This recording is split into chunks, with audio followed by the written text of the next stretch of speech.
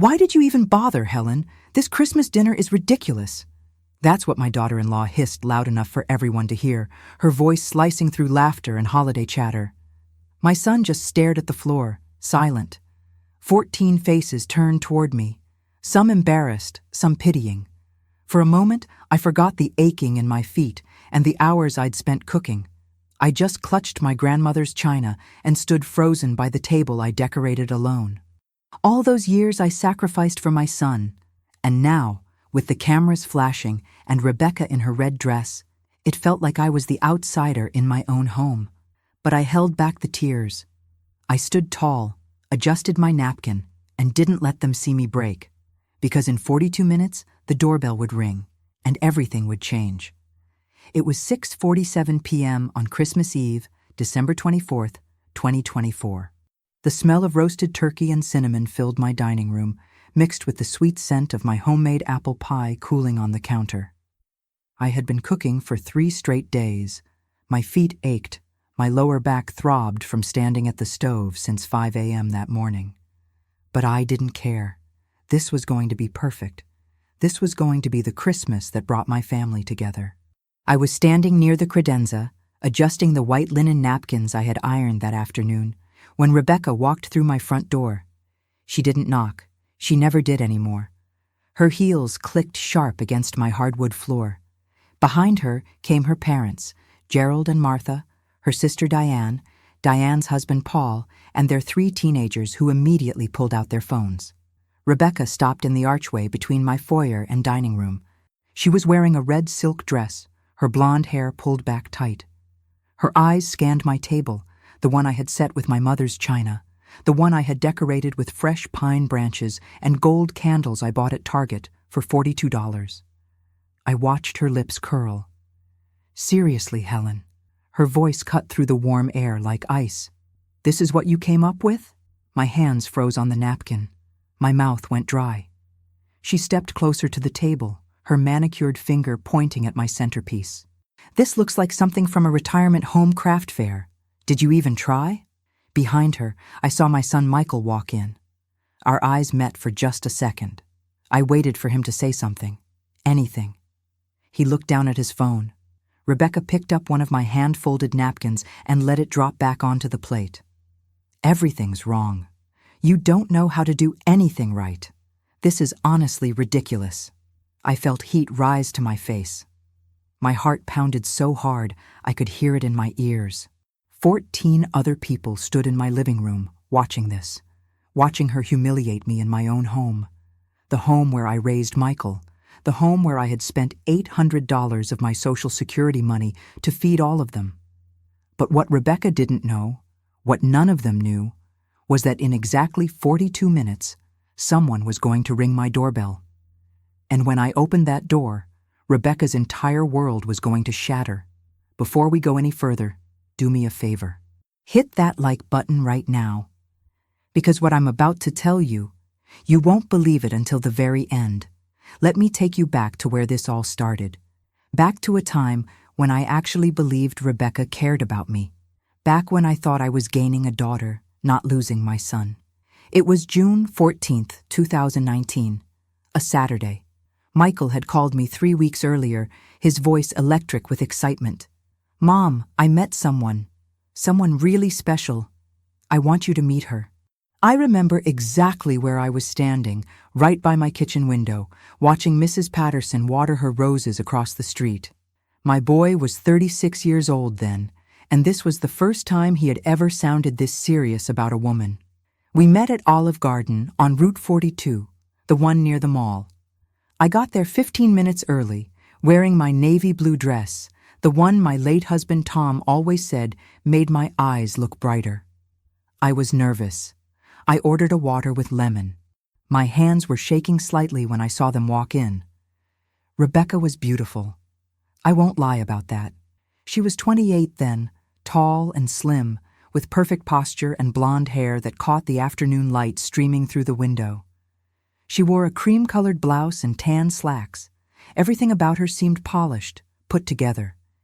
She smiled at me, and her teeth were impossibly white. "Mrs. Patterson, it's so wonderful to finally meet you," she said, extending her hand. Her grip was firm, confident. I liked that. "Please call me Helen," I said, standing to hug her instead. She stiffened slightly, but returned the hug. I thought it was just first meeting nerves. We ordered lunch. I got the chicken parmigiana. Michael got his usual fettuccine alfredo, the same thing he'd been ordering since he was 12 years old. Rebecca ordered a salad, no dressing, no cheese. She barely ate 6 bites. For 2 hours we talked. She told me about her job in marketing at a tech company downtown, making $65,000 a year. She told me about growing up in Connecticut, about her father's accounting firm, about her mother's volunteer work. Everything sounded impressive, pristine, perfect. "Helen, you raised an amazing man," she said at one point, reaching across the table to touch my hand. "I can see where he gets his kindness." I felt my chest swell with pride.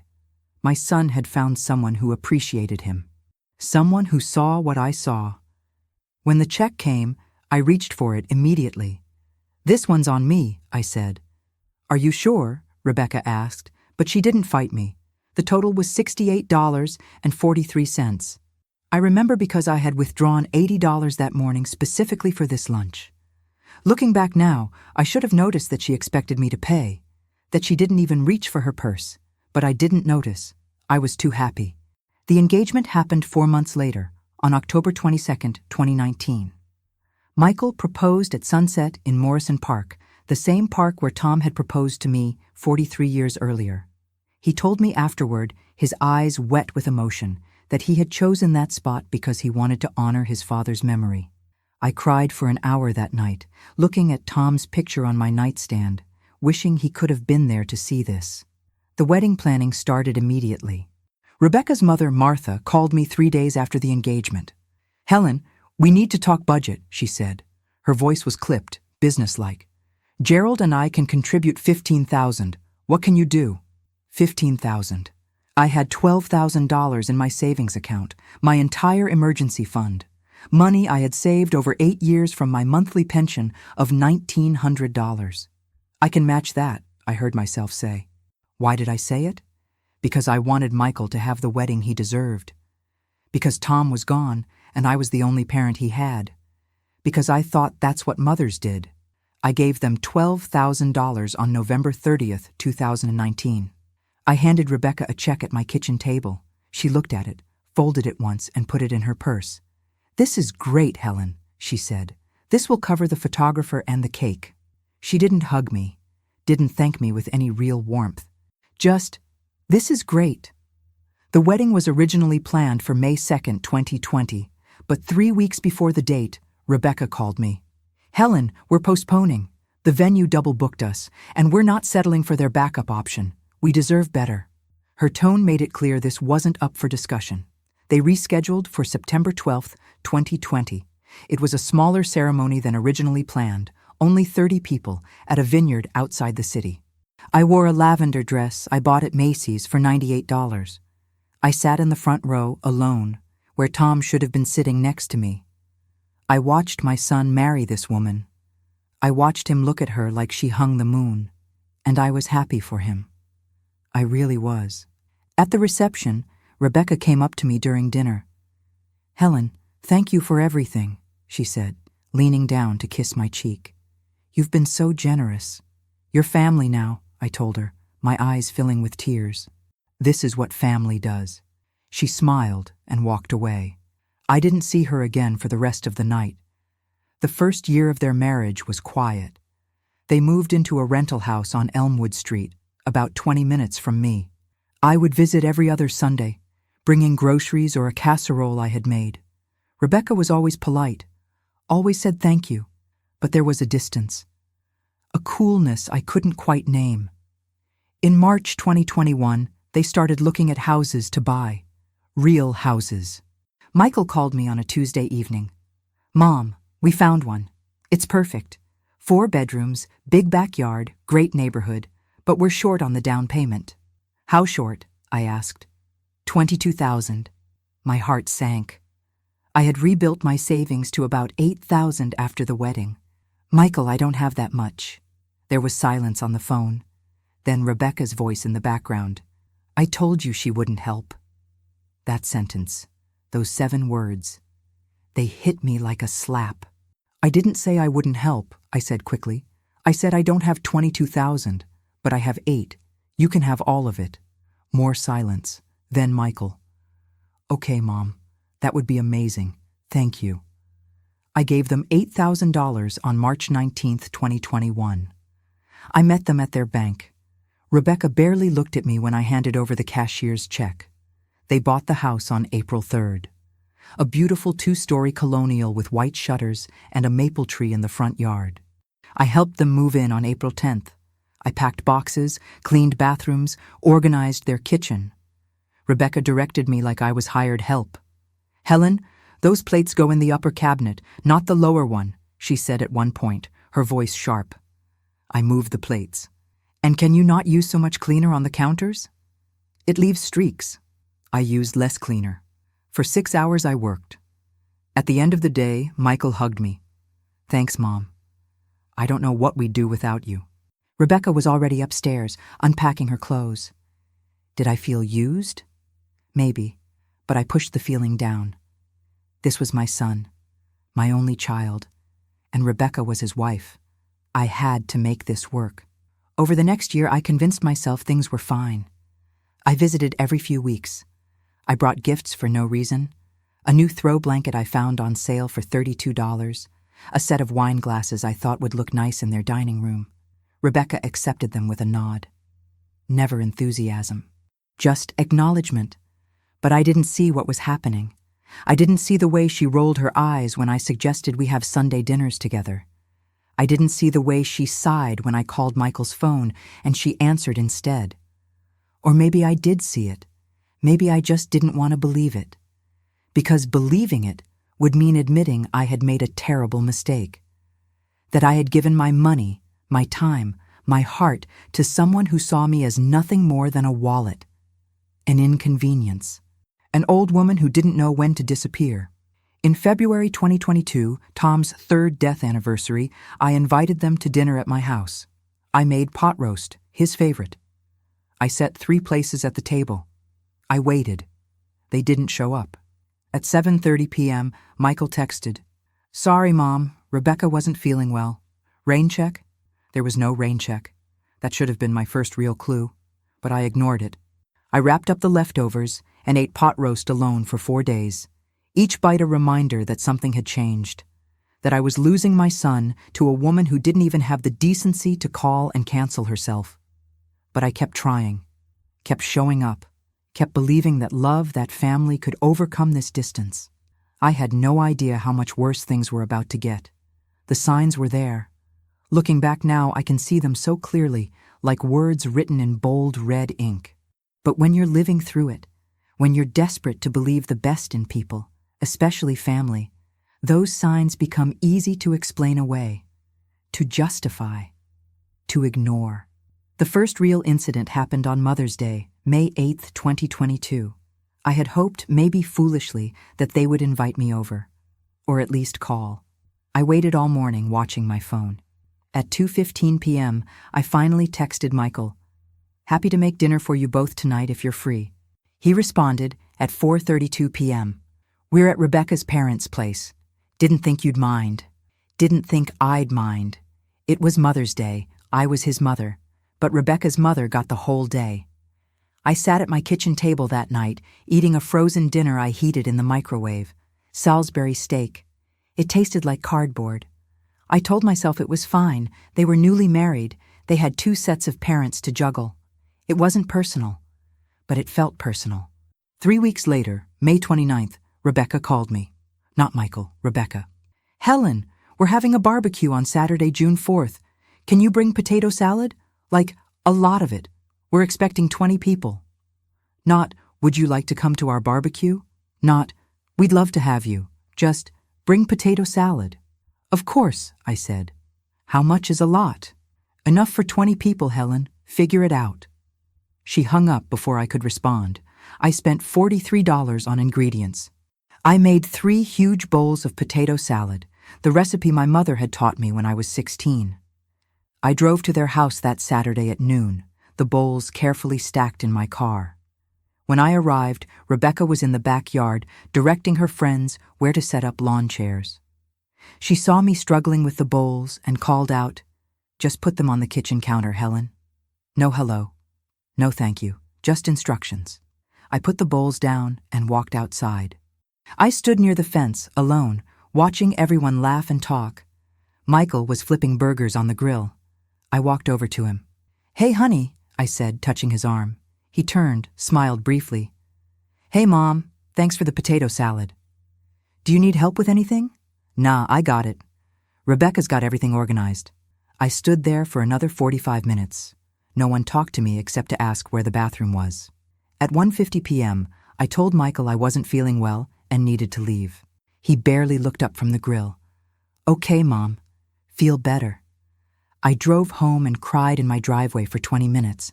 Why didn't I say something? Why didn't I tell him how hurt I felt? Because I was afraid.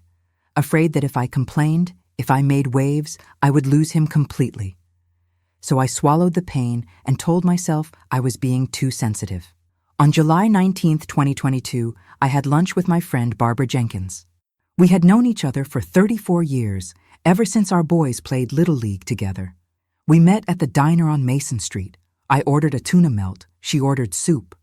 "How are things with Michael and his wife?" she asked, her brown eyes studying my face. "Good," I said automatically. "Really good." Barbara put down her spoon. "Helen, you don't have to lie to me." Something in her voice broke me open. I told her about Mother's Day, about the barbecue, about the distance I felt every time I tried to get close. She reached across the table and squeezed my hand. "That girl is isolating him from you. I've seen it before with my cousin's son. The wife slowly cuts the mother out until she's completely erased." "Rebecca's not like that," I said, even though my voice shook. "She's just adjusting to married life." Barbara looked at me with something like pity. "Wake up, Helen, before it's too late." I didn't want to wake up. I wanted to keep sleeping. Keep pretending. The incidents got worse. On August 14th, 2022, Michael's 43rd birthday, I called him at 8 a.m. to sing happy birthday like I had done every single year of his life. Rebecca answered his phone.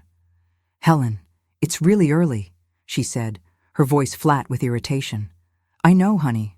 I just wanted to wish Michael a happy birthday. It's our tradition." "Well, he's sleeping. Call back later." She hung up. I called back at 11 a.m. No answer. I called at 2 p.m. No answer. At 6 p.m., Michael finally texted, "Thanks for the birthday wishes, Mom. Been a crazy day." I had spent that morning baking his favorite chocolate cake from scratch, the one with buttercream frosting. I drove to their house at 7 p.m., the cake carefully boxed in my passenger seat. Rebecca answered the door. She was wearing yoga pants and a tank top, her hair in a high ponytail. "What's this?" she asked, looking at the cake box. I made Michael's birthday cake. I thought I could drop it off. She didn't move from the doorway, didn't invite me in. "We already had cake, Helen. We went to that fancy bakery downtown, but thanks." She took the box from my hands and started to close the door. "Can I see Michael?" I asked. "Just for a minute? To wish him happy birthday in person?" Rebecca sighed. Actually sighed. Like I was asking for something unreasonable. "He's on a work call, but I'll tell him you stopped by." The door closed. I stood on that porch for a full minute, staring at the wreath she had hung, wondering if my son was really on a work call at 7 p.m. on his birthday. Wondering if he even knew I was there. I ate a piece of that chocolate cake every night for a week. Each slice tasted like rejection. In September 2022, my friend Dorothy Chen from church pulled me aside after Sunday service. We were standing in the parking lot, the morning sun bright overhead. "Helen, I need to tell you something," she said, her voice low. "I saw Michael and Rebecca at the new Italian restaurant last Tuesday, with another couple." "Okay," I said, not understanding why this mattered. "They were celebrating something. Champagne, fancy dinner. The waiter brought out a cake." My stomach dropped. What date was it? September 13th. September 13th. Their second wedding anniversary. They had celebrated with friends at an expensive restaurant. They hadn't even told me. Dorothy touched my shoulder. I'm sorry, sweetheart. I thought you should know. They're busy, I heard myself say. They probably just forgot to mention it. But Dorothy's face told me she didn't believe that any more than I did. The pattern continued. Every few weeks, something new. Some fresh reminder that I was becoming invisible in my own son's life. October 23rd, 2022. I called Michael and asked if they wanted to come over for Sunday dinner. I'll make your favorite pot roast. Can't, Mom. Rebecca's family is in town. November 10th. I invited them to Thanksgiving at my house. I can't, Mom. We're going to Rebecca's parents' place in Connecticut. It's their year. I didn't know there were years. No one had told me about a rotation system. December 18th.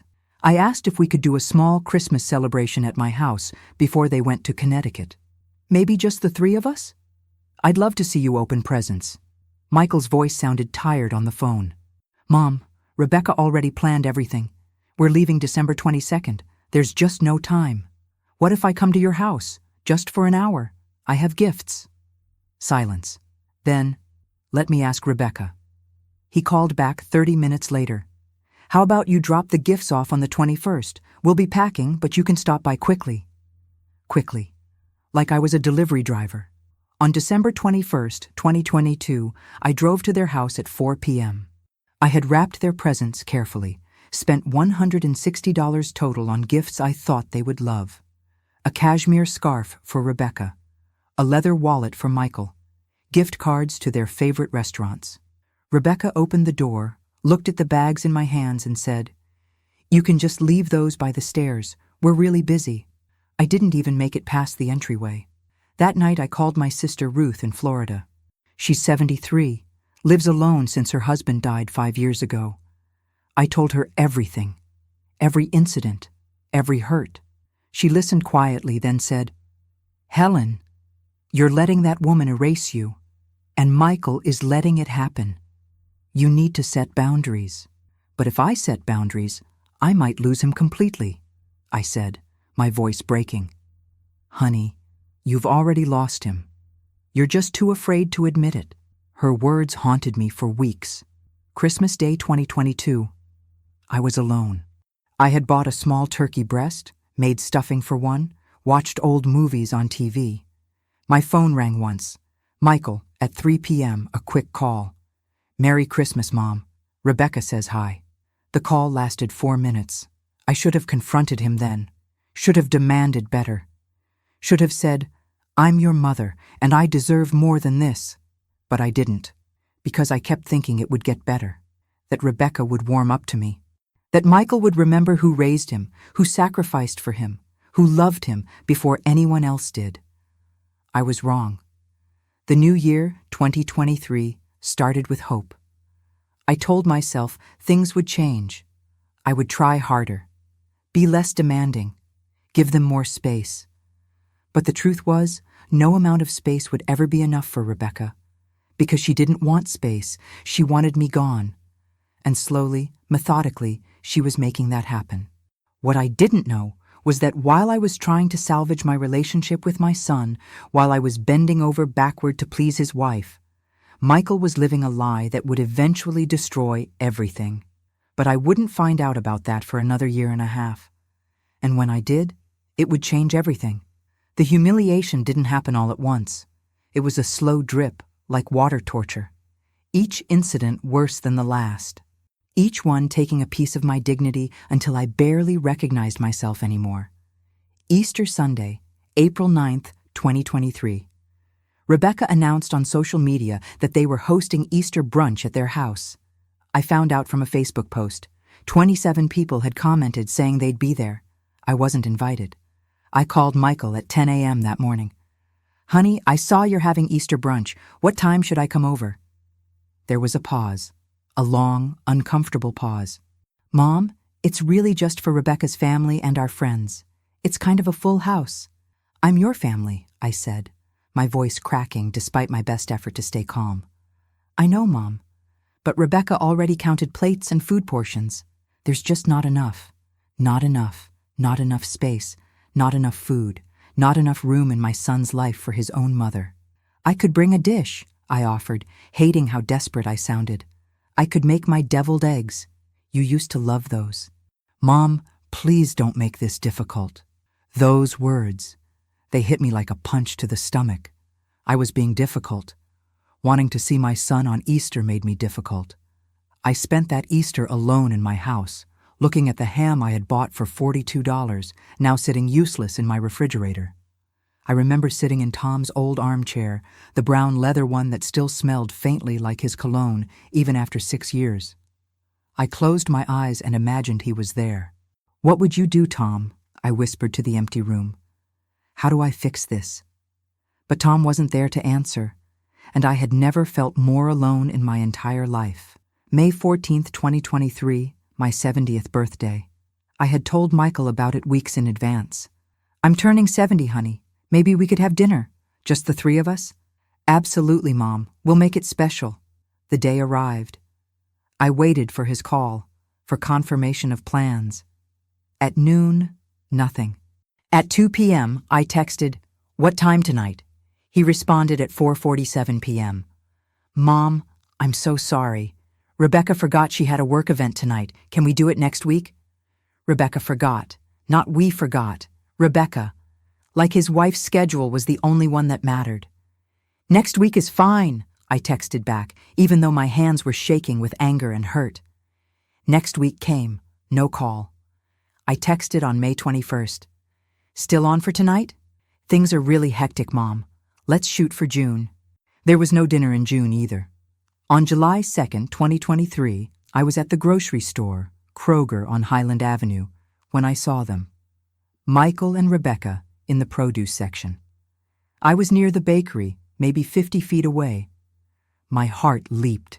I hadn't seen Michael in person in almost 3 months. I started walking toward them, raising my hand to wave. Then I stopped. Rebecca was showing Michael something on her phone, and they were laughing. Really laughing. The kind of laugh that comes from deep in your belly. Michael's whole face was lit up. Happy, relaxed, more relaxed than I had seen him in years. I stood there, frozen behind a display of discounted bread, watching my son be happy in a world that didn't include me. Rebecca looked up. Our eyes met. I saw the exact moment she registered my presence. Her smile disappeared. She said something to Michael, quick and low. He turned, saw me, and his whole posture changed. His shoulders tensed. The smile vanished. He raised his hand in an awkward wave. I walked over. "Helen," Rebecca said flatly. Not, "Hi, Helen," or "What a nice surprise." Just my name, like an accusation. "I didn't know you shopped here," I said stupidly, because I didn't know what else to say. "We don't usually," Rebecca said. Our regular store was out of the organic arugula. Organic arugula. I had raised my son on Hamburger Helper and Kraft macaroni and cheese when money was tight after Tom's accident. But now, he needed organic arugula. "How have you been, Mom?" Michael asked. His voice was polite, distant, like I was an acquaintance he vaguely recognized. "Good," I lied. "Busy. I've been meaning to call." "Yeah, we've been busy too," he said. An announcement came over the store speakers. A sale on chicken breasts in aisle 7. The 3 of us stood there in awkward silence. "Well, we should finish shopping," Rebecca said, already turning the cart away. "Nice seeing you, Helen." She steered Michael away. He glanced back once, gave me a small apologetic smile, then turned and walked away. I stood in that produce section for 10 full minutes, staring at the bananas, tears running down my face. A store employee, a young girl maybe 20 years old, came up to me. "Ma'am, are you okay? Do you need help?" "I'm fine," I said, wiping my eyes with my sleeve. "Just allergies." She didn't believe me. I could see it in her eyes. But she nodded and walked away, leaving me alone with my grief. That night, I looked through old photo albums. There was Michael at age 5, missing his 2 front teeth, grinning at the camera in our backyard. Age 12, in his Little League uniform, holding the trophy his team won. Age 16, on prom night, awkward in his rented tuxedo. Age 25, graduating from college, Tom and me standing on either side of him, all of us beaming with pride. When did I lose him? Was it gradual Or was there a specific moment? A point of no return I had missed? I closed the album and poured myself a glass of wine. I don't usually drink, but that night I needed something to dull the ache. August 26th, 2023. I saw on Facebook that Michael and Rebecca had gone to Hawaii, 10 days in Maui. The pictures showed pristine beaches, sunset dinners, Rebecca in a flowing white dress looking like a model. They had spent thousands of dollars on that trip. Michael had told me 3 weeks earlier that they couldn't afford to help me fix my leaking roof. Money's really tight right now, Mom. Maybe you can call a handyman for a payment plan? I had paid $480 to fix that roof myself, pulling money from my emergency fund. Meanwhile, they were sipping Mai Tais on a beach 5,000 miles away. The comments on the photos were full of friends saying, "You two are living your best life," and "couple goals." I stared at those photos for an hour. Then I went to my bathroom and threw up. September 30th, 2023. My neighbor, Mrs. Patterson, died. She was 81, had lived across the street from me for 27 years. Her funeral was on October 5th at Chapel Hill Cemetery. I called Michael. "Honey, Mrs. Patterson passed away. The funeral is Thursday at 2 p.m. Would you come with me? I don't really know her, Mom, but I know her, and I'd like my son there with me." Silence. Then, "I have a work meeting. I don't think I can move it." "It's a funeral, Michael." "I'm sorry, Mom. I really can't." I went alone. I sat in the third row, surrounded by people I barely knew, and cried for Mrs. Patterson and for myself and for the son I was losing piece by piece. After the service, Mrs. Patterson's daughter Linda came up to me. "Thank you for coming, Helen. Mom always spoke so highly of you. She said you were the kindest neighbor she ever had." I drove home and sat in my driveway for 45 minutes before I could make myself go inside. October 18th, 2023. This was the beginning of the end. The moment everything changed. I had gone to Target to buy new towels. Mine were falling apart, threadbare from 20 years of use. I was in the home goods section when I heard a child's voice, high-pitched, joyful. "Daddy, can we get the blue one?" I turned.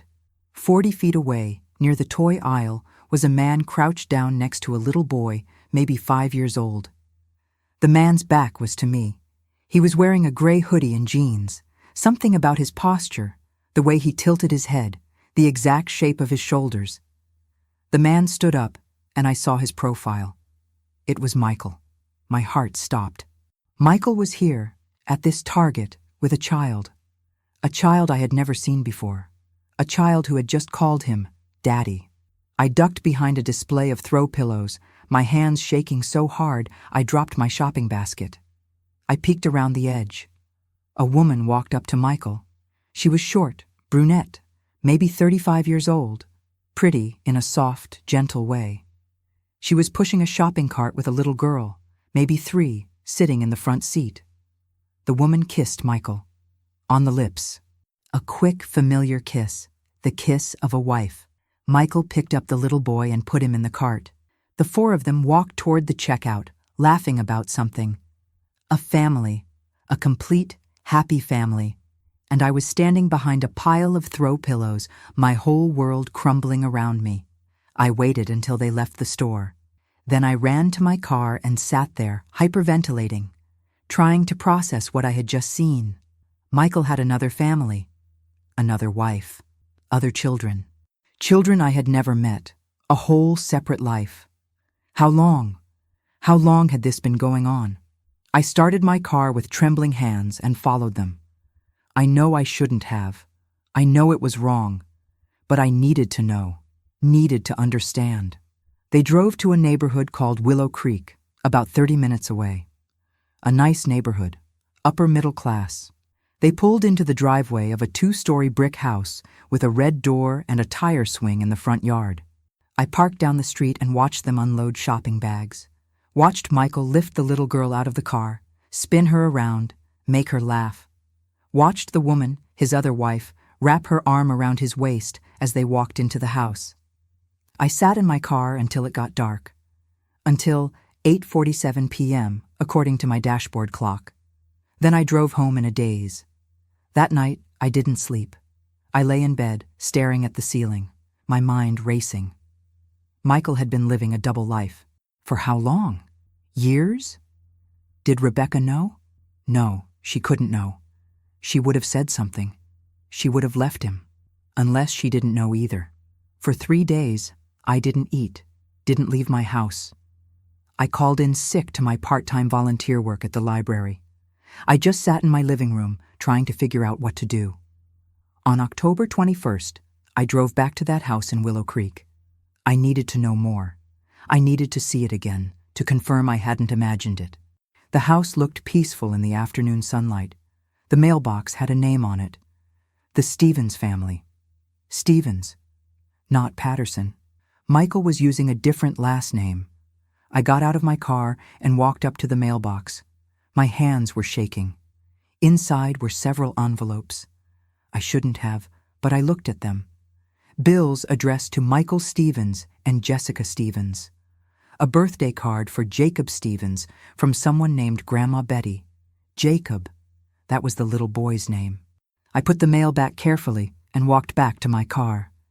A neighbor was outside watering her lawn. She waved at me, friendly. I waved back automatically. "Beautiful day," she called out. "Yes," I managed to say. "Beautiful." I drove home and made a decision. I was going to find out everything, every detail. And then I was going to figure out what to do with that information. But first, I needed proof. Real proof. Not just my word against his. On October 25th, I hired a private investigator. His name was Frank Morrison, 58 years old, former police detective. His office was above a deli on Spring Street. It smelled like pastrami and old coffee. "I need you to follow my son," I told him, my voice steady despite the storm inside me. "I need to know everything about his other life." Frank didn't even blink. "How long do you want surveillance?" 2 weeks. I need dates, times, photos, addresses, everything. That's going to run you about $1,500. I thought of my savings account, the money I had left after giving so much to Michael, after paying for his wedding, his house, his life. "That's fine," I said. Frank delivered his report on November 9th, 2023. 47 pages, photos, timelines, bank records he had somehow accessed. The truth, laid out in black and white. Michael had been married to Jessica Stevens for 6 years. 6 years. They had 2 children, Jacob, age 5, and Emma, age 3. He lived with them 4 days a week, told Rebecca he was traveling for work. He had a job in that neighborhood, working as a regional sales manager. He made $83,000 a year in that life. In his life with Rebecca, he worked as a consultant, made $92,000 a year. He was maintaining 2 complete separate lives. 2 wives, 2 sets of children, 2 homes. And neither woman knew about the other. I sat in Frank's office, reading that report, and something inside me shifted. The grief, the hurt, the desperation to be loved by my son, all of it transformed into something else. Anger. Cold, clear, focused anger. I had given this man everything, had sacrificed for him, had let his wife treat me like garbage because I didn't want to lose him, and he had been lying to everyone. To me, to Rebecca, to Jessica, to those innocent children. "What do you want to do with this information?" Frank asked gently. I looked up at him. "I'm going to destroy him." Frank nodded slowly. "Ma'am, I understand you're angry, but think carefully about—" "I'm not going to think," I interrupted. "I'm going to act. For the first time in 3 years, I'm going to actually do something." I paid Frank his fee and left his office with that report in my hands. It was November 9th, 2023. Christmas was 46 days away, 46 days to plan, to prepare, to get everything ready for the moment when I would expose the truth to everyone. And I knew exactly how I was going to do it. The hardest part wasn't discovering Michael's secret. It was deciding what to do with it. For 2 days after getting Frank's report, I didn't move from my couch. I read those 47 pages over and over until I had memorized every detail, every timestamp, every photograph of my son with his other family. On November 11th, 2023, I made a decision that would change everything. I was going to contact Jessica, not to hurt her. God knows she was as much a victim as I was, but because she deserved to know the truth, and because I needed an ally, someone who understood the depth of Michael's deception. Frank had included Jessica's phone number in his report, her work number at the elementary school where she taught 3rd grade, Henderson Elementary in Willow Creek. I called on November 14th at 3:47 p.m., right after school hours. My hands shook so badly I almost dropped the phone twice before hitting dial. Henderson Elementary, this is Jessica. Her voice was warm, kind, the voice of someone who spent her days with children. Jessica Stevens? I asked, my voice barely above a whisper. Yes, this is she. How can I help you? I took a breath. My name is Helen Patterson. I'm Michael's mother, his real mother, and I think we need to talk. Silence. Long, heavy silence. Then, I'm sorry, what? Michael Patterson, your husband. He's my son, and I know about your family. I know about Jacob and Emma, and I know he's been lying to you. Ma'am, I think you have the wrong person. My husband's name is Michael Stevens, not Patterson. His mother died when he was young. His mother didn't die, I interrupted, my voice stronger now. I'm very much alive, and Michael has another wife named Rebecca. They live on Elmwood Street, about 30 minutes from you. They've been married for 4 years. The silence that followed was different, heavier. I could hear her breathing on the other end of the line. This isn't funny, she finally said, but her voice wavered. I'm not joking. I have proof. Photos, addresses, bank records, everything. And I think you and I should meet. Another long pause. Then, when? We met on November 18th, 2023, at a coffee shop called Daily Grind, halfway between our 2 neighborhoods. I got there 20 minutes early, ordered a black coffee I didn't drink, and waited. Jessica walked in at exactly 2 p.m. She was shorter in person than I expected, maybe 5'3". She wore jeans and a green sweater. Her brown hair was pulled back in a ponytail. Her eyes were red, like she had been crying. She saw me and walked over. I had told her I'd be wearing a blue jacket and sitting by the window. Helen? She asked. Jessica, thank you for coming. She sat down across from me, her hands clasped tightly on the table. Show me the proof. I slid Frank's report across the table. She opened it. I watched her face as she read, watched the color drain from her cheeks, watched her hands start to tremble, watched the exact moment her world shattered. It took her 15 minutes to read the entire thing.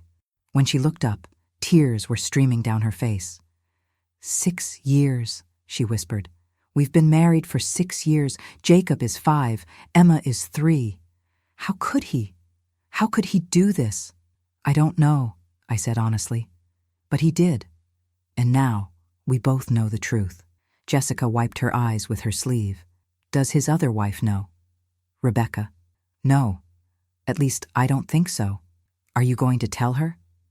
I leaned forward. I'm going to do better than tell her. I'm going to show her. And I'm going to need your help. Jessica looked at me, her expression a mixture of pain and anger. What did you have in mind? I told her my plan, every detail. At first, she shook her head. That's cruel. He's been cruel, I said. To you, to Rebecca, to me, to his children. He doesn't deserve mercy. Jessica sat back in her chair, thinking. Finally, she said, What do you need from me? I need you to come to Christmas Eve dinner at my house. You and the children. I'm going to invite Michael and Rebecca. I'm going to tell them it's a family dinner. And when everyone is there, when Rebecca is watching, I'm going to let the truth come out. Why Christmas? Jessica asked. Because that's when families are supposed to be together. And I want Michael to see what he's destroyed. I want Rebecca to see what she married. And I want both of them to understand that actions have consequences. Jessica was quiet for a long moment. Then she nodded. Okay, I'll do it. But not for revenge, for my children. They deserve better than a father who lives a lie. We all deserve better, I said. Over the next month, Jessica and I communicated regularly. Phone calls, text messages. We planned every detail of Christmas Eve. What time people would arrive, what I would cook, how we would reveal the truth. On December 8th, I called Michael. My voice was cheerful, light. "Honey, I know it's last minute, but I'd love to host Christmas Eve this year. Just a small dinner. You, Rebecca, maybe a few of her family members. What do you think?" There was hesitation in his voice. "I don't know, Mom. We usually go to Rebecca's parents." "I know, but I haven't seen you in so long. Please, it would mean the world to me, and I'll do all the cooking. Rebecca won't have to lift a finger." More silence. Then Rebecca's voice in the background. "Is that your mom?" Michael must have covered the phone, but I could hear muffled conversation. Then he came back. "Okay, Mom. We'll come. What time?" 7 p.m. And tell Rebecca she can invite her parents and her sister's family if she wants. I want a full house." "Are you sure? That's a lot of people." "I'm sure. I want this Christmas to be memorable." I had no idea how memorable it would actually be. On December 15th, I called Jessica. "It's confirmed. They're coming December 24th at 7 p.m. "We'll be there at 7:45, she said. "That gives them time to settle in, time for Rebecca to feel comfortable." Perfect. On December 20th, 4 days before Christmas, I went to see a lawyer. His name was Richard Chen, recommended by Frank the private investigator. His office was downtown, on the 15th floor of a glass building. "Mrs. Patterson, what can I do for you?" he asked, gesturing to a leather chair across from his desk. "I need to know my legal rights regarding my house." I explained the situation. How I had let Michael and Rebecca use my address as their residence for certain benefits. How the house was still in my name. How I had never officially transferred ownership. Richard listened carefully, taking notes. When I finished, he looked up. "Mrs. Patterson, if the house is still in your name and you have documentation proving that, then legally it's your property. You have every right to reclaim it." "Even though they live there?" "Even though they live there. You would need to give them proper notice, typically 30 days. But yes, it's your house." I felt something settle in my chest. Power, control. For the first time in years, I had leverage. "Thank you, Richard. Can you draft papers for me? I want everything ready." "Of course. I'll have them by December 23rd. I left his office feeling lighter than I had in months. The next 3 days were a blur of preparation. I spent $817 on groceries. I cooked for 3 straight days. Turkey, ham, stuffing, mashed potatoes, green beans, sweet potato casserole, rolls, 3 different pies. Enough food for 20 people. I cleaned my house until it sparkled. I set the table with my mother's china. I hung decorations. I made everything perfect. And on December 24th, 2024, at 6:30 p.m., I stood in my kitchen and prepared for the most important night of my life. Rebecca arrived first, at 6:47 p.m., like I told you at the beginning. Her parents, her sister's family, all of them piling into my house like they owned it. And then came the humiliation, the criticism, Rebecca's voice cutting through my dining room. "Everything's wrong. You don't know how to do anything right." Michael standing silent, complicit, weak. I felt the familiar burn of shame rising in my chest, but this time something else rose with it. Anticipation, because I knew what was coming. At 7:28 p.m., my phone buzzed in my pocket. A text from Jessica. "We're outside. Are you ready?" I texted back, "Yes, come in." I excused myself from the dining room, where Rebecca was still holding court, criticizing my centerpiece, my napkin folding, everything I had spent days preparing. I walked to my front door and opened it. There stood Jessica, Jacob holding her left hand, Emma holding her right, all 3 of them dressed nicely. Jessica's eyes met mine. "Thank you for coming," I said loudly enough for everyone in the dining room to hear. Rebecca's voice called from the other room. "Helen, who's at the door?" I stepped aside and gestured for Jessica and the children to come in. "Come meet the family." Jessica walked into my foyer, her children clutching her hands tightly. We walked together to the dining room entrance. The room fell silent, completely, utterly Silent. Michael was standing near the table holding a glass of wine.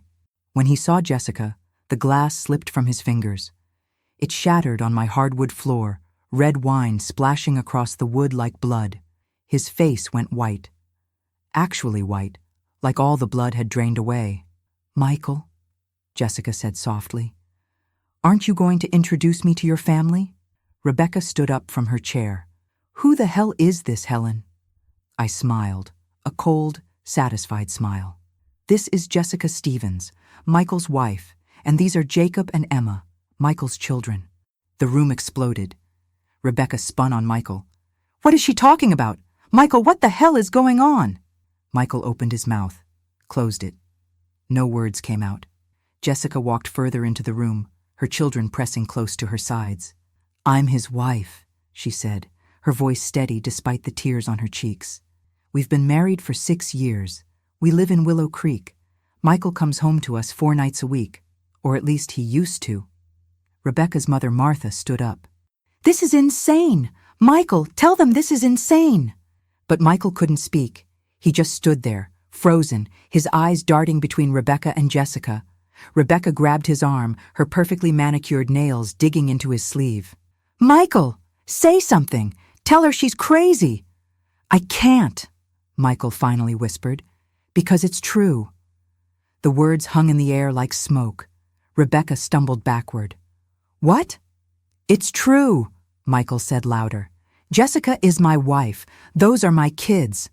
I've been living a double life. I'm sorry." Sorry? After everything, after all the lies, all the deception, all he had was sorry. Rebecca let out a sound I had never heard from her before. A guttural animal sound.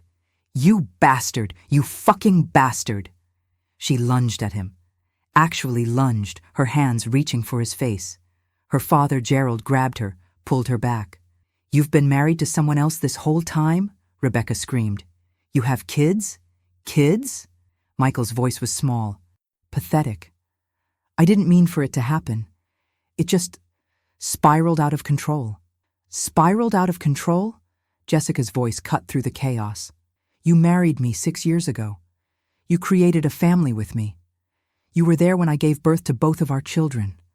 That wasn't spiraling, Michael. That was choosing." Little Jacob started to cry. Emma buried her face in Jessica's legs. I watched it all unfold, this beautiful disaster I had orchestrated. And I felt no guilt, only satisfaction. Rebecca turned to me, her face twisted with rage and tears. "You knew? You knew about this and you invited us here to humiliate me?"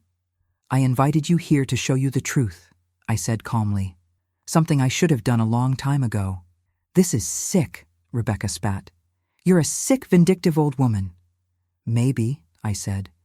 "But at least I'm not married to a liar." Rebecca grabbed her purse from the chair. "We're leaving. Everyone, we're leaving now." "Actually," I said, pulling a folded document from my pocket, "Michael and you aren't going anywhere. At least, not back to that house on Elmwood Street." Michael's eyes widened. "Mom, what are you talking about?" I unfolded the papers. Legal documents, signed and notarized. "This house, the one you and Rebecca have been living in, the one I helped you buy with my $8,000, it's in my name. It always has been. You never completed the ownership transfer. And as of today, December 24th, 2024, I'm officially reclaiming it." Rebecca's face went from red to purple. "You can't do that." "I can," I said. "And I am. You have 30 days to vacate, both of you." Michael took a step toward me. "Mom, please. You can't do this." "I can't," I said, my voice rising for the first time. "You've been lying to everyone for 6 years. You let your wife treat me like garbage. You forgot my birthday. You abandoned me on holidays. You made me feel like I was nothing. And now you're telling me what I can't do?" "Helen, please," Michael said, his voice breaking. "I know I messed up. I know I hurt everyone. But don't do this. That's our home." "No," I said firmly. "It's my home. It was always my home. And now I'm taking it back." Jessica spoke up. "Helen's right, Michael. You don't deserve that house. You don't deserve any of this." Rebecca pointed at Jessica. You shut up. This is your fault. You seduced him. You destroyed my marriage. I destroyed your marriage? Jessica laughed, a harsh, bitter sound. Lady, I didn't even know you existed until 5 weeks ago. He destroyed both our marriages all by himself. The room descended into shouting, Rebecca's family yelling, Jessica crying, the children scared and confused. Michael standing in the center of it all, looking like a man watching his entire life collapse. I walked to my front door and opened it wide. The cold December air rushed in. Everyone out, I said. Christmas Eve is over. Rebecca stormed past me, her family following. She stopped at the door, turned back. You'll regret this, Helen. I'll make sure you regret this. I've regretted a lot of things, I said, but this won't be one of them. She left, slamming the door so hard a picture fell off the wall. Michael stood in my dining room, alone now except for Jessica and me. Mom, please, can we talk about this? There's nothing to talk about, I said. You made your choices. Now live with them. Where am I supposed to go? I looked at him, this man I had raised, this man I had sacrificed everything for. That's not my problem anymore. Jessica gathered her children and walked toward the door. She paused next to me. Thank you, Helen, for telling me the truth, for giving me the chance to see who he really is. You deserve better, I told her. You and those beautiful children. She nodded and left, taking Jacob and Emma with her. Michael stood there for another minute, looking lost. Finally, he said, I never meant to hurt you, Mom. But you did, I said quietly. You hurt me more than you'll ever understand. And now it's time for you to leave. He walked to the door, shoulders slumped. At the threshold, he turned back one last time. I love you, Mom. I don't believe you, I said. Not anymore. He left, and I closed the door behind him. The house was silent, except for the ticking of Tom's old grandfather clock in the hallway. I looked at the dining room table, still set with food no one had eaten, at the decorations I had hung so carefully, at the wreckage of Christmas Eve, and I smiled. Because for the first time in 3 years, I felt free. That was 3 months ago. Let me tell you what happened next. Michael and Rebecca moved out on January 15th, 2025. They rented a small apartment on the other side of town. From what I hear through mutual acquaintances, Rebecca filed for divorce on January 20th. The proceedings are still ongoing. Jessica filed for divorce on December 27th, 2 days after Christmas. She got full custody of Jacob and Emma. Michael is allowed supervised visits every other weekend. She moved back to Connecticut to be near her family. She texts me sometimes, updates about the kids. We've become something like friends, bonded by the shared experience of being deceived by the same man. Michael tried calling me 47 times in the first 2 weeks after Christmas Eve. I didn't answer. On January 8th, he showed up at my door. I watched him through the window, standing on my porch in the cold, pressing the doorbell over and over. I didn't open the door. After 20 minutes, he left. He sent me a letter on January 23rd, 4 pages, handwritten, full of apologies and explanations and excuses. He said he never meant to hurt anyone. He said he got trapped and didn't know how to get out. He said he loved me and hoped someday I could forgive him. I read that letter once. Then I put it in my fireplace and watched it burn. Rebecca's mother, Martha, called me in early February. She said terrible things, called me vindictive, cruel, said I had destroyed their family. I listened quietly, then said, Your daughter treated me like garbage for 3 years while living in my house. And your son-in-law is a bigamist who deceived 2 families. I didn't destroy anything. I just turned on the lights. She hung up on me. I haven't heard from her since. The house, my house, is peaceful now. I've redecorated, painted the walls a soft cream color, bought new furniture, removed everything that reminded me of Michael and Rebecca. It feels like mine again, like home. I volunteer at the library 3 days a week. I have coffee with Barbara every Thursday morning. Dorothy and I started a book club. Last month, I went on a weekend trip to the mountains with my sister Ruth. We stayed in a cabin, drank wine, and talked about everything and nothing. I'm 70 years old. I thought by this age I would have grandchildren to spoil, Sunday dinners with my son, a family that loved me. Instead, I have peace. And you know what? Peace is better than I ever imagined. Do I miss Michael? Sometimes. I miss the boy he was. The sweet, laughing child who used to crawl into my lap and ask me to read him stories. But that boy is gone. The man who replaced him is a stranger I no longer recognize. Do I regret what I did on Christmas Eve? Not for a single second. Some people might call it revenge. I call it justice. I call it standing up for myself after years of being treated like I didn't matter. Here's what I learned from all of this, and I hope if you're watching this, if you're going through something similar, you'll take these lessons to heart. First, never sacrifice your dignity for someone else's comfort. I spent 3 years letting Rebecca treat me like hired help because I was afraid of losing Michael. I lost him anyway. But I also lost myself, and that was the greater tragedy. Second, when people show you who they are, believe them. Rebecca showed me on day 1 that she saw me as nothing more than a bank account.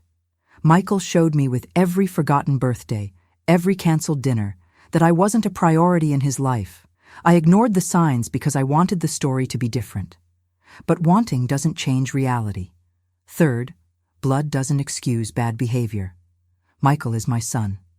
I carried him for 9 months. I raised him alone after Tom died. I gave him everything I had. But that doesn't give him the right to treat me poorly. Family is supposed to be about love and respect, not obligation and guilt. Fourth, it's never too late to stand up for yourself. I'm 70 years old. I could have accepted my situation, told myself this was just how things were now, that I was too old to fight back. But I didn't. And neither should you. Age doesn't diminish your worth.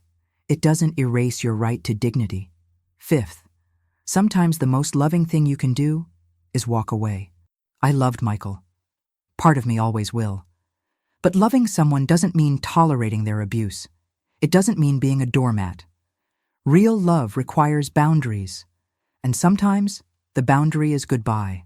Sixth, expose the truth. Don't protect liars. For years, I stayed silent about how Rebecca treated me because I didn't want to cause problems. That silence only enabled more bad behavior. Jessica and those children deserved to know who Michael really was. Rebecca deserved to know she was married to a fraud. The truth hurts. But lies hurt more, and they hurt longer. And finally, seventh, you are stronger than you think. 3 years ago, I felt powerless, invisible, like a burden. Today I feel strong. I took control of my life. I reclaimed my home, my peace, my self-respect. And if I can do it at 70, you can do it at any age. If you're watching this and you're in a toxic relationship, whether it's with a child, a partner, a parent, a friend, please hear me. You deserve better. You deserve to be treated with kindness and respect. You deserve to live without fear of rejection or abandonment. You deserve peace. It's terrifying to stand up for yourself. I know. The night before Christmas Eve, I barely slept. I second-guessed everything. What if this was a mistake? What if I was overreacting? What if I ended up completely alone? But you know what's more terrifying than being alone? Being surrounded by people who make you feel alone. That's the worst kind of loneliness. And I refuse to live that way anymore. So here's my message to you. Stand up, speak your truth, set your boundaries, walk away from people who diminish you, reclaim your life. You might lose people in the process. I lost my son, but I gained myself. And that trade, as painful as it is, was worth it. If my story resonates with you, if you've been through something similar, or you're going through it now, please leave a comment below. Share your story. Let's support each other. Because none of us should have to face this kind of pain alone. And if you made it this far, thank you for listening. Thank you for witnessing my story. Thank you for being here. Hit that subscribe button if you want to follow my journey. I'm not sure where it goes from here, but for the first time in years, I'm excited to find out. This is Helen, and I'm finally free.